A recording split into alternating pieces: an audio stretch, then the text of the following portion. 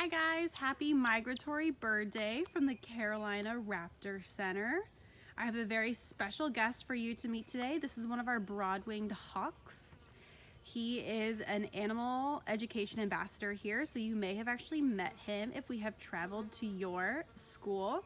And Broadwinged hawks are one of the smallest species of hawks that we have in eastern United States. They're going to be a lot smaller than your red tail and even smaller than your red shoulder. They're very compact hawk. Now these guys breed in North America and Canada and migrate all the way down to Central and South America, where they will stay for the winter. Now, most raptors don't migrate together. They don't flock together. Broadwinged hawks will flock between the hundreds or even the thousands. And these flocks are called kettles because they look like steam coming out of a kettle or a giant cauldron being stirred. And when these guys flock together, it's easier to find food. It is also easier to find those thermals. And those young broadwinged hawks will be able to guarantee to make it down to Central and South America. Now these guys rely on those thermals. They rely on that hot air rising off of the earth. They also rely on those mountain updrafts where they can ride those wind currents and don't have to flap their wings. Flapping wings takes up a lot of energy, and these guys don't want to waste even a little bit of it. So these guys are going to be, the Broadwinged hawk is going to be one of the first birds that migrates south. There's about a 2-week period in September for them to get down there to South America. And yes, along the way, they do have a long way to go, and they definitely want to get to their preferred food source, but they are more concerned about migrating when those thermals are most predictable. And the Broadwinged hawks that leave later in the season, when the days are shorter, won't have as many thermals.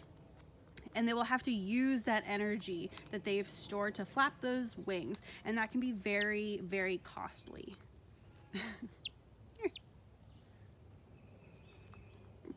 So studying migration of birds is very important because our world is changing very quickly, and birds are an excellent way for scientists to study ecosystems. It's a great indicator of ecosystems' health and the health of environments.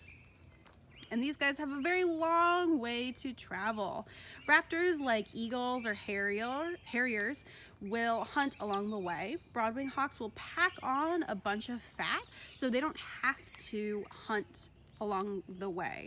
They don't have to stop. They don't have to take up that energy hunting for food.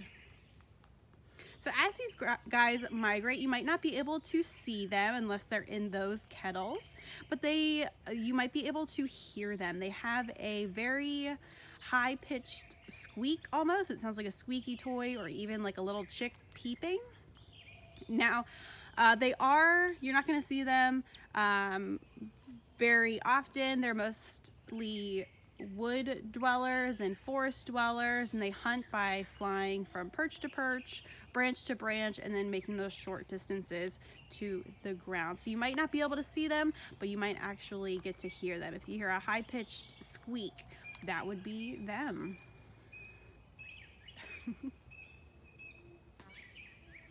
Well, thank you guys for joining us for our Migratory Bird Day. Please check out the rest of the videos that we have available, and we will see you here at the Carolina Raptor Center.